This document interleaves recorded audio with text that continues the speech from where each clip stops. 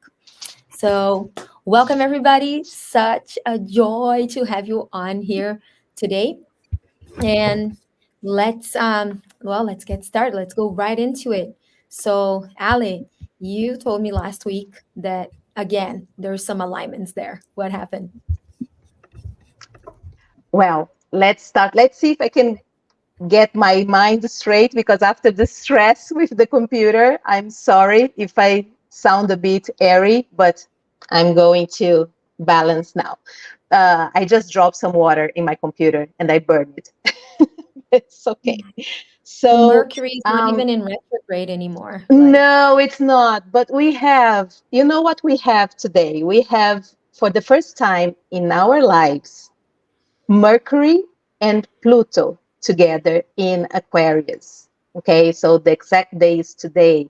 And Pluto can be crisis, and Mercury is communication. So I'm having big communication crisis with a burned computer right now, but we will overcome that. So we talked about Chinese horoscope, Chinese astrology, and because they have their new year this week on Friday. Well, depending on the time zone that you are, it's on the 10th of February. Um, and it's going to be a very important year because it's the dragon, the wooden dragon year. Okay. So for people that doesn't know, the Chinese astrology is the signs are chosen for one whole year. So everybody that was born in that year has the same sign, although they also have the rising sign depending on the time that you were born. So you can say that you are, for instance, as myself, I am a pork, but my rising sign is dragon. So actually, that's a very important year for me. It's very interesting because they celebrate for 4 days is one of the most important days of the year of the calendar. They use the moon calendar and based on the phase of the moon. So we already have some of the feminine aspects there. But the dragon is a very masculine sign and energy. So actually, we are going to have a lot of masculine energy on this year from the Western astrology as well, because we have Saturn ruling and Pluto is very strong as well.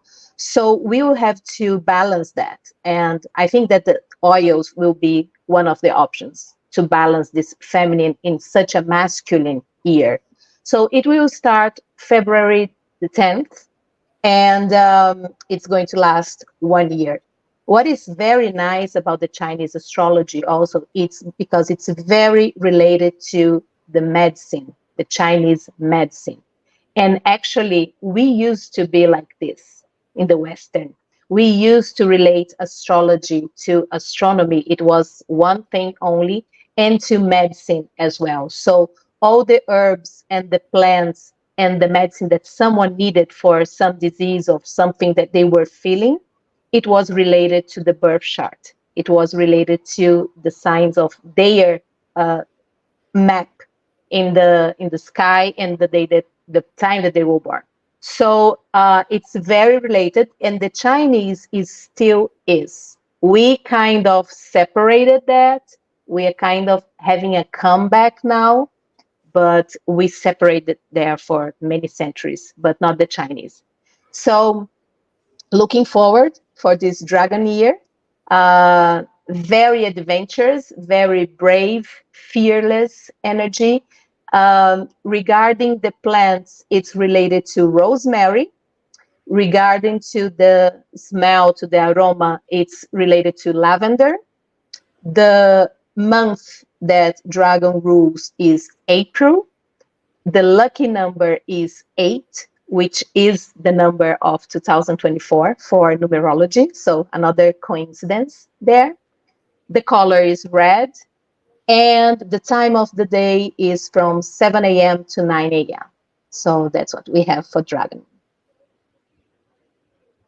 Oh, sorry. And the dragon years, people that were born on 1964, 76, 88, 2000, and 2012. I love that. So when you say the time is 7 to 9 a.m., that is the best time for what? That's the best time this year for the dragon energy. So things that you want to see, projects that you want to see growing, things that you want to develop, the energy, the strongest energy is between 7 a.m. to 9 a.m. because that's the time frame that the dragon rules. And April is the strongest month. Hang on, 7 a.m. to 9 p.m. So 9 basically, a.m., 2 hours oh, only. It's 2 hours okay. only. So I was gonna say, well, if it's all day long, your chances of procrastination are really big. You No, have no, it's all very day to figure this out. concentrated. It's very concentrated. And actually, the Chinese, they simplify a lot because in our astrology, the Western astrology, it depends on the place that you were born, and we can have difference if it's a minute or 5 minutes sometimes in a chart. They just simplify from 7 a.m. to 9 a.m. Amazing. So you talked about rosemary, right? That's what Yes. you mentioned. So rosemary is we have a book that I absolutely love that is called Essential Emotion. And Christina can even speak a little bit more on it too, because she is essential emotion coach. And it is the emotional side of the plants. And it is so amazing when you read about it and you put it together and you make the connections. You're like, oh my gosh, this makes so much sense, right? So rosemary is the oil of knowledge and transition. And also I remember when we were learning a little bit more about rosemary, we were talking about the roots. And in the in true knowledge, that is it surpasses all understanding when we talk about the roots of the rosemary. And that is an oil that I always recommend for people to have more mental clarity, not only emotionally, right? In the talking about how can I be able to clear my mind so I can take the next step. I always recommend rosemary. And it is also an oil that helps people who are not teachable to become teachable. And this is huge for us that we all work together here, right? We are me, Ali, Teddy, Christina, and Marita. We've been doing this work for almost 10 years together. And we are wellness advocates with doTERRA. And this is a huge thing for us. And this is something I was talking to DJ right before we started this session, was the beauty of our way of teaching and is the mentorship, because we teach what we learn, and ideally we try as much as we can to tell people to not make the same mistakes, right? So, and then being teachable has been one of the biggest issues that I've encountered through my journey in doTERRA, because I attracted a lot of incredible brainiac intellectual learners and teachers and their PhDs, and they kind of like know it all, really, like they know so much. But when they come into what we do, they're just starting just like everybody else, right? So the teachable part of what we do is critical, because if you're not teachable, then naturally you can learn. You can, but what I've noticed, the ones that aren't teachable, and I love all my leaders, but there's one of them in specific. She always took the longest and the hardest route because she just wanted to do things her way, which is beautiful too. But it's very interesting to see that every time they go not being teachable ends up being a longer road. But then it goes to what you said. Sometimes that's the It, path. Of People, course. it's Yeah. interesting. It's interesting because they relate dragon to the sign of Aries, which of is a herbs, very Aries, the Aries. sign, Oh, hard-headed, Aries, the man. sign. Yes, exactly. Is anybody an Aries here? My mom is an Aries. I love you, mom. I have a lot of Aries in my chart, so I cannot talk about Saturn Aries, but No, I love Aries. Are to me, the Aries I know they're very pioneering. They pioneer a lot of different programs, a lot of different things. So another connection that I made here that you said, mental clarity, and we're talking about Aquarius, right? Aquarius are Yes. really like, woo, let's fly, let's dream. And then you're like, come back here, let's put your feet back in this earth so you don't fly away. So I think there's a lot of connection there with the Rosemary again. So Rosemary, Yes. mental clarity, also being open to new experiences. You mentioned adventurous, right? Fearless. Yes, and I like for Aquarius as well, Cypress, because Cypress, the flow. Aquarius is very funny because people think, oh, that's the good friend, the one that's all set up for everything, for adventures. But we need to remember that Aquarius is a fixed air. So when it puts something in the head, when it has a thought, can be very fixed. So we need to be to look that there are two types of Aquarius. There is the most like rebel, different, eccentric one, but there is a kind of Aquarius that is ruled by Saturn that can be very strategic and very, especially in the thoughts, in the thinking, the way of thinking. So it's funny because when you have a sign that is ruled by two planets, you have this possibility of having, of course, we have to see the rest of the chart, but we have this duality in the sign. And Aquarius has a lot of that. And I think about Cypress to let it go, those fixed thoughts. And the conjunction that I was talking today, that I think that was responsible for burning my computer, is that Pluto is very obsessive and very intense. And Mercury, it's our thoughts, our mental part. So with this aspect in Aquarius, that is also a fixed sign, we can be very, there is a possibility to be very obsessive with some thoughts. So we need to, I think Cypress is perfect to let it go and keep only the things that you need to keep, but do not get too obsessive. Amazing. Yeah, so Cypress is the oil of flow. And rosemary is also an oil for you to be able to have the ability to adjust. So all connected, right? For you, because if you're not usually, right, if you're not open to new experiences, it's because you're fearful of the new. You're fearful of, hey, what I don't know, right? Which requires a lot of surrendering. So I think it's always connected, right? You're talking about being obsessive, being too much in your head. And I just had this experience the past month. And the moment I surrendered, things flowed.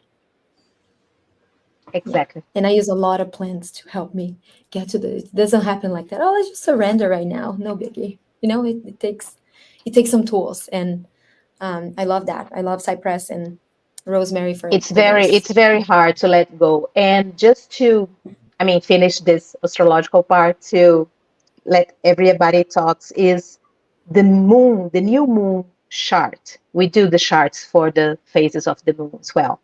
There is a lot of Pluto energy because Pluto just changed to Aquarius last January the 20th. And there is a lot of energy. All the close planets, the personal planets we say that are closer to the sun, they are very close to Pluto right now. So today was Mercury. On the 14th is going to be Mars. So a lot of violence can be raised worldwide. We have to be observing that.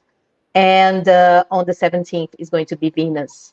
So hopefully to bring some love to this intense month. And so the new moon has this aspect, which, of course, in each country is going to have a different little chart difference depending on the time zone. But I think that the main thing is this energy with Pluto. And for people that know their charts, the new moon is going to be on the 20th degree of Aquarius, which if you have from the degree 19 to the 21st, if you have planets or important areas of your chart on those degrees, you're going to feel this new moon more intensively. And that makes for Taurus, Scorpio, Leo and Aquarius in a more intense way, and in an easier way for Gemini and Libra. More intense for Scorpios? I'm already intense enough. Yes. No need. Intensity is our middle name. I was like, it's almost like my first name. If it's not to Yeah, be intense, don't exactly. even invite me. Like, don't even, it's not even fun. Ah, Oh, I yes. love it. Oh, so cool. What's your sign, DJ? I don't know. Here's my sign. No. You don't know your How sign? can Your horoscope? you? December what?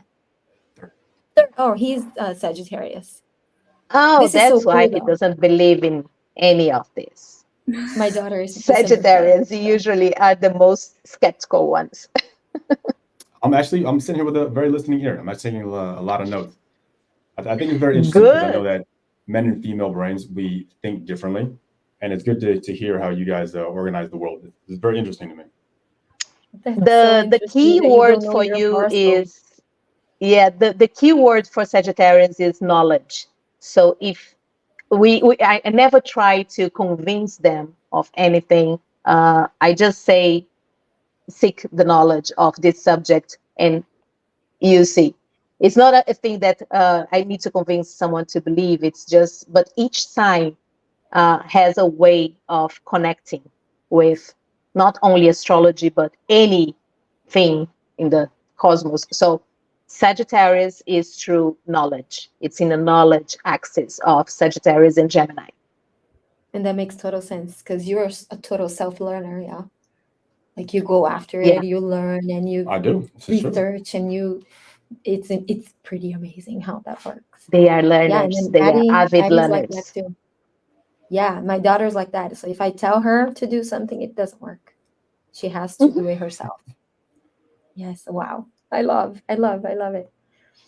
So now that you gave the connection to Venus, so first, new moon. So when we talk about new moon, so for you, Ali, I think new moon meant get a new computer. You just burnt your computer down. Exactly. But it has So to be in a Pluto way. He killed my computer. it was Pluto's fault this time. Mercury is not the villain No, at it this was moment. Pluto all the way. It was Pluto all the way. He burned the whole thing completely. Oh, I love it. If we could only just blame the planet for all the stuff that we live, right? But of course, I do feel that it has a lot of influence in what happens. So when you talk about new moon and people, naturally they're like, oh, new moon, new beginnings, new everything. So what does that mean exactly? It is a new beginning. But if we think that we have a new moon every 28 days, it's a short period of time. So we don't say that, okay, every month we're going to begin something. Okay. But it's a nice energy to reset or to something maybe that you stopped or you gave up.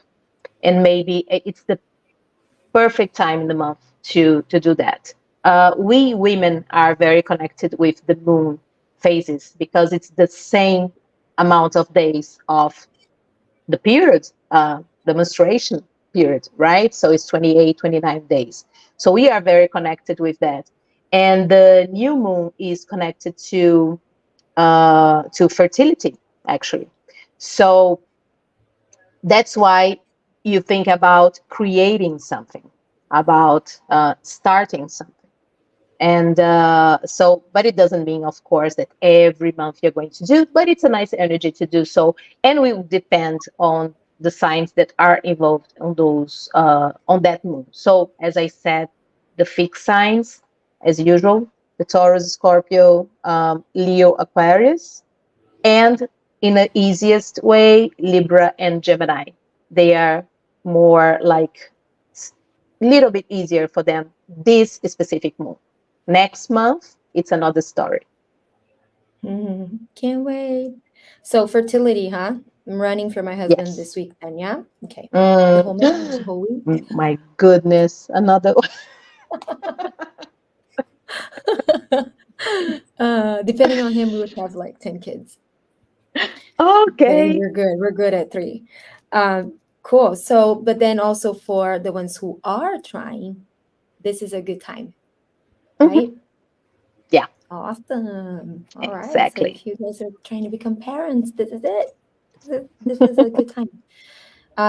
Another thing that I wanted to ask you was when you talked about the herbs and the plants, right, connected to the dragon. Mhm. What else did you have listed that could be something that can either enhance or maybe ease some of the intensity besides the rosemary and the cypress? Something that I forgot to say, but as you are a Scorpio cycle, you already read my mind, which is the A lotus little flower. bit. The lotus Blue flower is lotus. related to the dragon. Yeah. Wow.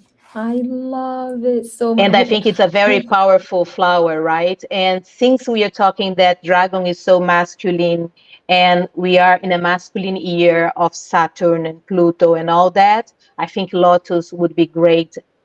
Unfortunately, here in Brazil, we do not have yet with doTERRA, but lotus in general, it's connected to this force of the dragon. Yeah, wow, the blue lotus is incredible. Christina, do you want to talk a little bit on it? The blue lotus one? Yeah, I can definitely talk on the Blue Lotus. My voice is a little messed up, so bear with me. Sounds Um, sexy. but thanks. I will look it up on my app super quick. We're actually just talking about Blue Lotus in our emotions group, and it's The amazing because scent. it's for those of you who don't know, Emily Wright is one of our founding executives at doTERRA, the only female, and Blue Lotus is her favorite, and they And just she's the announced it. CEO, a Yes, woman CEO of a multi-billion-dollar company. It's pretty right. amazing. And her favorite is Blue Lotus, and she was really excited to announce that it's now a product that doTERRA can offer year round. So it's really great for exploring higher realms and exploring further into your spiritual purpose. So that's why this is nice that this is one of the other botanicals that you chose to talk about. But right, And yeah, it's from China, which, yes, they were talking exactly. about Chinese New Year. So it's sourced in China. And From it's the this only, amazing one little spot in China. And so the fact that doTERRA has come in and brought this opportunity to the community to earn some more income. They grow it in a sustainable way, of course. They're offering more income, more job opportunities to the community as well. So the women go in and by hand remove the parasites and things off the flowers and take care of them. So it's an amazing thing going on over there in that community. But yeah, the Blue Lotus oil asks you to rise above your lesser inclinations and reclaim your inherent birthright and potential. So this is the time to do it and move forward and have that kundalini arising moment, like really expand spiritually. do you know what Kundalini is? No, what is that? I love that Damon is totally in the physical. Like, we're It's gonna get you fascinating. shredded and fit. I And love then that here we we're here are. to teach We're you like the this. total polar opposite. This is masculine, feminine. We're like the total opposite. We're like Kundalini, Rose, and Blue Lotus. So that's like the name of like a yoga practice, right? Like a It spirituality is. then? So you do know. Yes, Oh, it yeah, is. for the term, yeah. Yes, and it is that energy, right? That you talked about the color red, which in chakra balancing we were talking about base, right? Foundation. And that's awesome that we're starting it right in the beginning of the year. So the Kundalini energy, and then Marita can elaborate more on this when she talks about the feminine, but it's basically you generating that energy that goes up through the spine. That's what the snake meaning of it, and you rise above. So whatever your belief is, some, we talk about attaining Buddhahood or enlightenment, or other cultures, your higher self, your connection to your spiritual practice or realm, and taking And the this dragons opportunity. are considered the big snakes. Exactly. Mhm. Yes. I Yes. love it. I love when you make connections, and I'm like, oh, that makes total sense. Yes, yes. I absolutely love that. And taking the connection, the opportunity to make that you said about Venus, right? 17th. So then, Marita, this is your stuff, Mhm. right? Are you excited? What's going on there with the divine feminine? Oh, so excited. Oh, and there's just, this is just so fun to listen into. And Ali, thanks for sharing all of your wisdom. And it's good to kind of talk about the feminine a little bit, as you're kind of, mentioning the strong sort of masculine energies of this year. So we got to balance that with, deeply connecting with the feminine, and just as you all been talking, and by the way, Blue Lotus is just perfect for all of this is going on right now. But what I just wanted to sort of touch upon was the importance of staying in the heart and leading from the heart and living from the heart. And when there is this really strong forward movement, which there is, and there's so much going on and so much happening and so much shifting, it's just, we're not going to go back. We all know that we're not going to go back to how it was, and it's forward, and everything's changing and shifting. So we got to stay so deeply connected to the truth of who we are, and kind of ride this wave and stay centered and balanced. And when we know who we are, we're in our power, right? And so, yes. And I also just want to address vulnerability. For me, this is something that is sort of rising a lot. I feel for the collective, for all of us, to be vulnerable and to let ourselves be seen as we are, and to not, be tough and strong and keep it all together and look at me like, just, no, this is me, and let ourselves be seen in this way. I think vulnerability is what sort of brings us all together.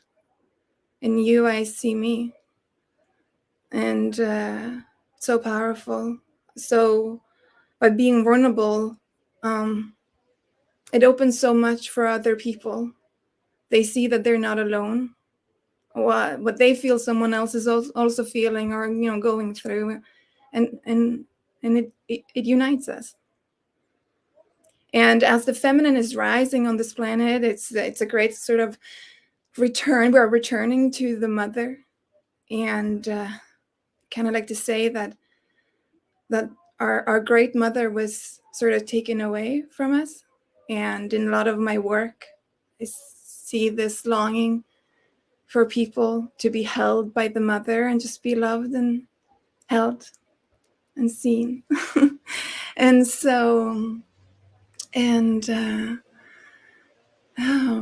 there's just so much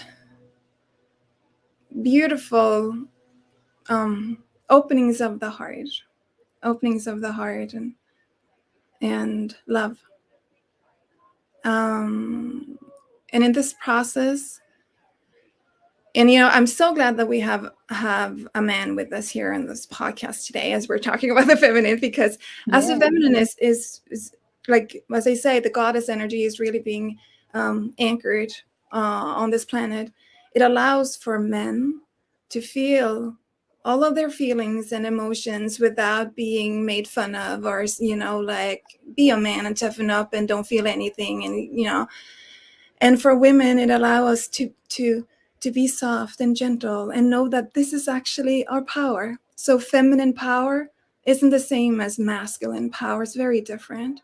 For a lot of women, it's kind of scary to allow themselves to be soft.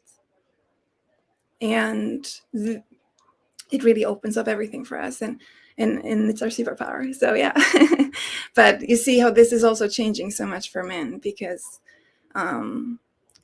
as Pamela, as you talked about, feminine and masculine, we all have both. So it's not gender specific, and for men, it's a wonderful opportunity to feel and express and be loved as they are, and it's beautiful. So there's so much beautiful things unfolding on this planet right now.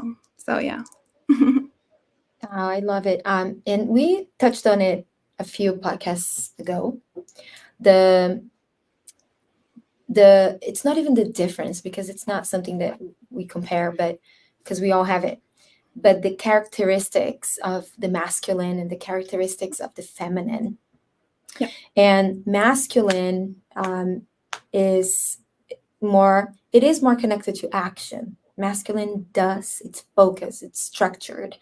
Not that the feminine isn't, but that's the natural guidance of men and women. Usually we're talking about like masculine, I see it as using as an example, since DJ is here.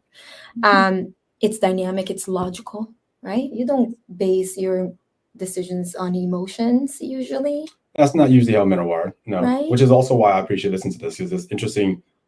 I've always known for a long time. I mean, I've done psychology classes back in college. I've spent my time paying attention to women, right? Because I think it's absolutely fascinating. The way you guys interact with the world and see the world is through an emotional lens first, and men are going to see it through a logical lens first, right? And I love what you were saying a second ago about, fully embracing who you are as a woman. It is in your nature to be vulnerable.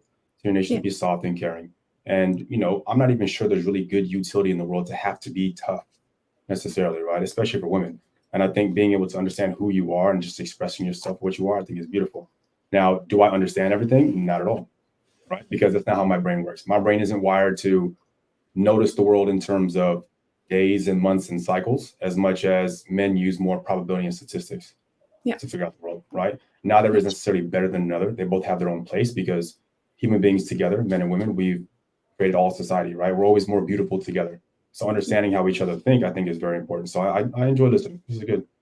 But and you can see that it's really like sometimes polar opposite, right? Yeah, but this is so important, because women, we need to understand men. They're different. We don't live life the same way. So when we're like, when women and when we understand men and men understand women, that's incredible, because men are just they're different. Very, very. They need their routines and their structure, and it's very logical. It's very different from the feminine flow, and we're cyclical, and like, oh, it's a new moon, I need to rest. Women need a lot more rest. Men are way more like lots of energy. Let's go, and you love it, and it's like get more energy out of it, and it's like, and we're cyclical. We move with the moon, and it's like, and every day, we gotta. It's more flowy, and then we also have like, this is the balance. So if I'm not in touch with my masculine energy, I'm not going to have any structure. I'm not going to be able to lead myself through the day and the week and life. I'm not going to be able to have strong boundaries, or take a stand for who I am, and have my routines that support me. So and then same for men. It can get too rigid, too much up in the head, and totally disconnect from their intuition and their emotions. And then so it's the balance for all of us. Yeah. But in astrology it's very easy to locate, because we go for the 4 elements. So water and earth, it's feminine, and fire and air is masculine. So we can see in the charts of men and women those energies very well defined. And I'm a person that I do not have many. I don't have much water, which is most related to the feminine. So all my life, I stayed a lot in the masculine, doing things, actions, and things like that. But there is also a moment in life that is going to be a transit or something in the sky that's going to touch those points for you to balance that. And it's very funny for me that I have a tattoo, which is part of my chart. And I realized that I just put the male planets. And then I discovered that by the side of each male planet, there was a goddess, but it was an asteroid. They were not planets. Even in astrology, women sometimes gets to the second. So because the main planets, they all related to masculine myths, and only Venus and the moon that are more feminine. All the planets are masculine. Let's say Jupiter, Saturn, Pluto, Mars, they are all masculines, the sun. And so I discovered that they were close to the planets, and I tattooed them as well. And this was like 2 months ago, 1 month ago. So it took 50 years of my life to discover some, and this can be in the opposite way as well. And you can have a lot of feminine energy and not knowing how to be more pragmatic and practical and active when you have to be.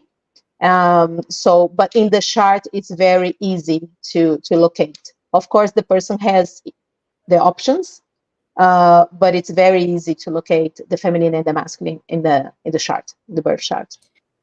Yeah, but society has been built on more of like corporate is more masculine energy, right? So then for you to fit in the corporate world, you would have to literally put on the pants and be in that energy. But what I learned in this course that I did with 50 other women, it was all women, and that's when she gave us the nuances of masculine and feminine. And one of the things that are fascinating is our brains are wired differently, physically speaking. So men's brain have, I think, 7 times more gray matter than women's brain, and it runs front and back, and like the wiring is like straight. And then women, it's like a spaghetti kind of wiring. So that's why we can multitask, right? We can like have a baby on the boob, you can cook dinner, talk to your mom on the phone, and tell the other kid to do something. Where for men, that's definitely harder. So when I saw memes that people send me, of like women kind of like, look, I'm doing 5 things and you're complaining about it. It doesn't even work like that, because it's just naturally not. We're wired differently, right? Another thing too that is incredible is men speak an average of 7,000 words a day. Women speak 20,000. Yeah, of course, right? We're absolutely different. And one of the biggest takeaways for me when I was when we did this class was to remember that, hey, can I have this corporate position and still bring in the feminine into it? You can absolutely do that. And that's, I think, the most important thing is it's not about the position or how you ended up doing certain things in your life that are a little bit more masculine, but you bring the femininity into anything. And the importance of that is the facilitator was even laughing. She was like, I have so many men that call me after the course and they're like, thank you so much. I'm so glad my wife went to it, because if you're in your masculine all day as a woman, by the end of the day, you get home, you're exhausted. So sorry, there's no making love. You're like, I want to eat and take a shower and go to bed, right? But if you are able to stay in that feminine and have that balance, you come home and you're like, okay, let's get it on, because I'm feeling good. And it's the same thing for the men. And I can see, Luke, my husband, is amazing. When we're here on Mondays, he's with the kids, and the kids come from, so he's on like full on super daddy duty, right? By the time I get there, when I'm done with this day, he's like, okay, bye. He takes off because he's just exhausted. Like, I can't have any more kid stuff or house and food and laundry. He's like, he's done, because it's just not natural, right? And it's not because he can't do it. He absolutely can, but it's definitely not a very flowy thing for us to do that, right? So once I understood that, it even made me position the way that I talk to Luke. Because before I'll be like, man, why can't he do that? Or he would have the same frustration, right? Why can't you do that? And we talked about what happened in the course, and he was like, wow, that makes total sense, right? We are emotional. We use intuition a lot. We talk until there's no more time, and you're like, oh man, we could have talked for another 4 hours. And we go by, we need to uncover feelings where they're like, well, give me the logic, A to B, A, B, C, think, boom.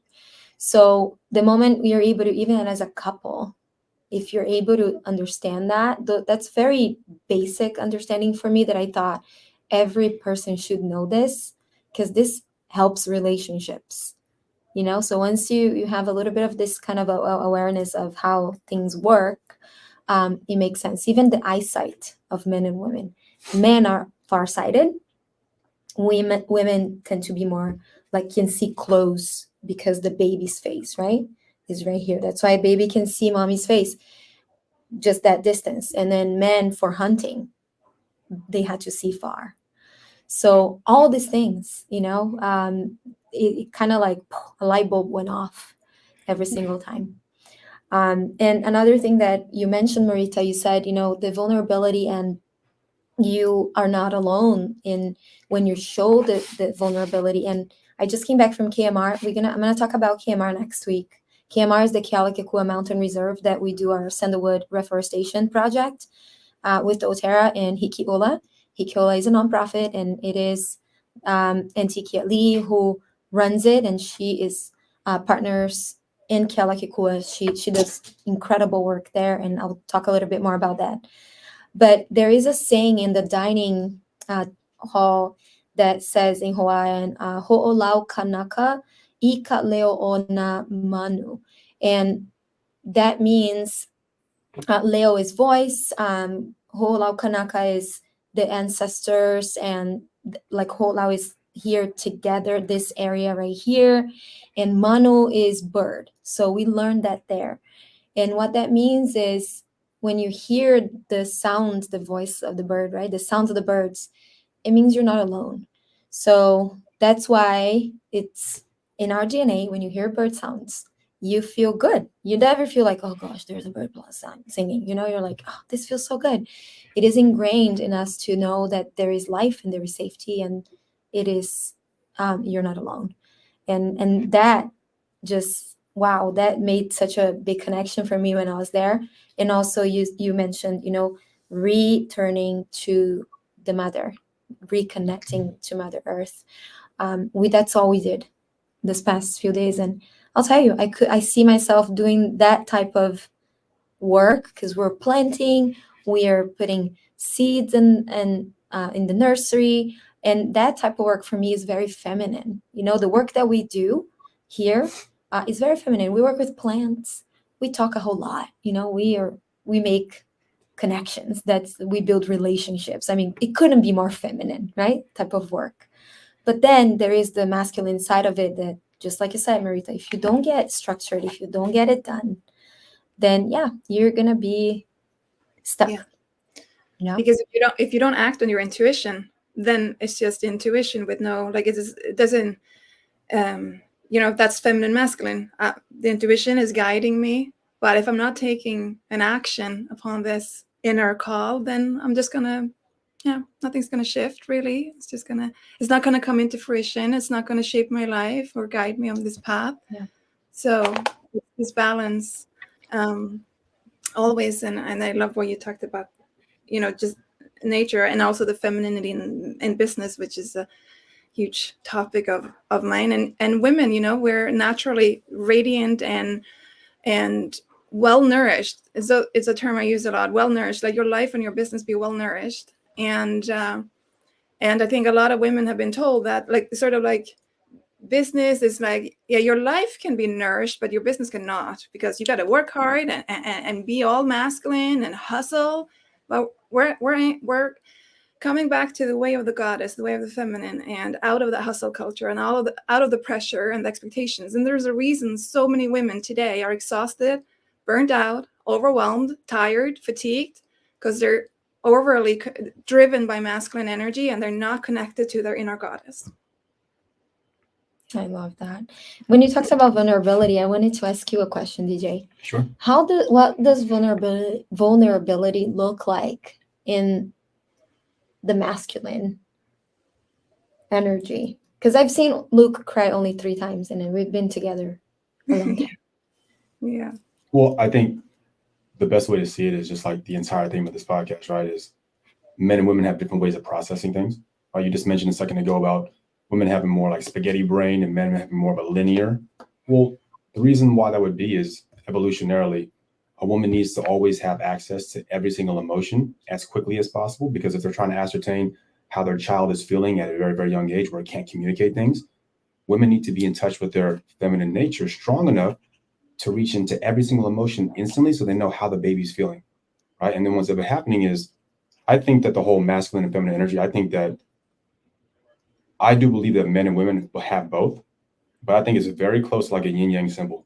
I think women have like a 5% masculine and men have a 5% feminine, because even our expression of that is done in a masculine or a feminine way. And I think what happens with women is, because you need to have access to every emotion every single day, it makes more sense for you to be able to be fluid that way. But if you have to push yourself into your quote unquote masculine, what you're doing is you're putting a hyper focus on one emotion, drive, and it exhausts you because you need to be able to be fluid. Just like for a man, we're very much point A to point B. If you focus us and make us go in circles and hit every single emotion, it doesn't feel right. We're not wired that way, right? So when it comes to male vulnerability, men need to be solution-based as much as women are more need to be heard, right? Like I've done a lot of, talks with guys who want to, self-delete. And there's, in my opinion, there's a huge difference between male depression or the want or the need to kill themselves versus women. For men, if a guy doesn't see any options on how he can improve his life, if he feels like there's nothing I can do to make things better from an actionable standpoint, then guys will be like, I'm gone. But for women, it's more like, if I'm not being heard, then I'm gone, right? So when women say, oh, men should be more vulnerable, it's like, the vulnerability isn't really what a guy needs. A guy just needs solutions. And oftentimes it's difficult for a man to get solutions from his wife or his spouse or his female friends or, female family members that can give him actionable steps to where a man feels powerful. It's just like the opposite. If a woman wants to be heard and a guy's just saying, oh, well, why don't you just do this? Just do this. You're like, no, you're not hearing me. I'm trying to tell you what's going on. And the guy's like, well, just do this one thing. It'll drive you crazy, right? So I think vulnerability for men is more, let me tell you a problem and help me find a solution. For women, it's more like, let me feel seen, feel heard, so that I know that I'm here and you can help to validate how I'm feeling and I don't feel alone. Totally. You said circles, right? We love circles. Love Like anything. Let's do a women's circle. So you say that to Luke, he'll go, I'm out. I'm gonna run away right now because I don't like circles. Don't keep no me circles. Because you have to see everybody, right? Yeah, it's so cool to see that. And then together, that is why a lot of my friends who are couples, and I call them power couple, right? Because the masculine and the feminine are just right there. And it just really complements each other. And there's another thing here. All comes back, I know it sounds so cliche, but it comes back to love, right? You love, and then it's self-love too. It's like you've got to love yourself for you to be able to pour and show up in that way. And since you are a mentality coach, more for men, right? You also work with women too, like I'm one of them. So, but what does that look like for men when you talk about, do you talk about self-love or you talk about self-care? Even the words are probably different. Well, I think that male and female love also have different expressions, right? So I always look at it in terms of a dad conversation versus a mom conversation, right? So if you're raising a child, if a child falls down and scrapes their knee, I expect the mom to say, are you okay? Let me help you up. I expect a man to say, you'll be okay. Go ahead and stand up, right? And so we have different ways of looking at the world. So when it comes to guys, I don't say things like, hey, go inward and find love. I tell them, hey, the world doesn't respect you because you haven't earned its respect, because you're avoiding the things that the world actually respects, which is doing difficult stuff. You need to prove yourself to the world that you have value and you can bring something back to society. and that will intrinsically make you feel better, which is why men chase status anyway. But we chase status because we're looking for respect in society. And respect, women say, wow, this is a guy who is moving in the right direction. I like where he's aiming in life.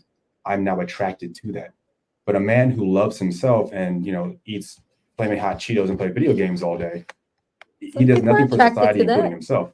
Some Right. people like that. Hey, no judgment. Yeah, in general, let's say all the women who want a good man aren't attracted to that, right? It's a very, very small excuse. But for that reason, for guys, instead of saying I want you to love yourself, I say give yourself a reason to love yourself.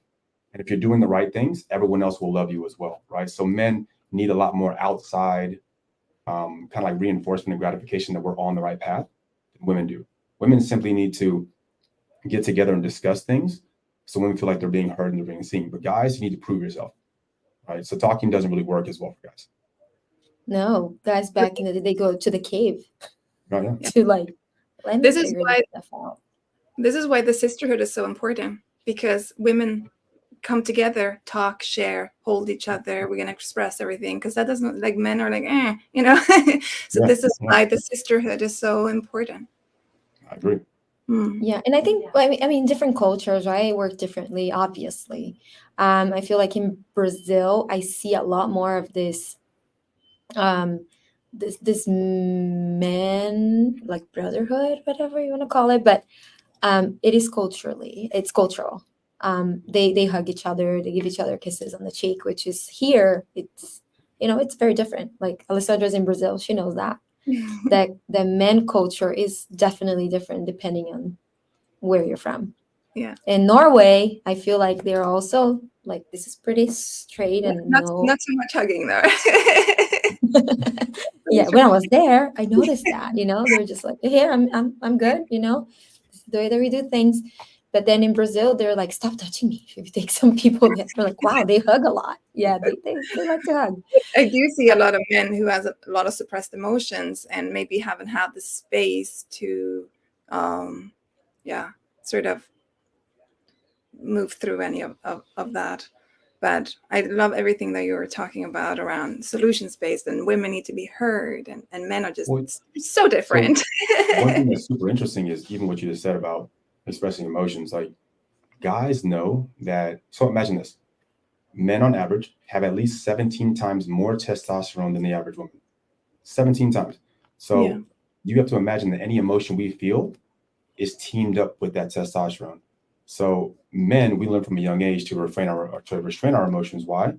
Because prisons are filled with every man who acted emotionally. That's the problem. That's the danger, right? When a man gets emotional, it's dangerous for everyone.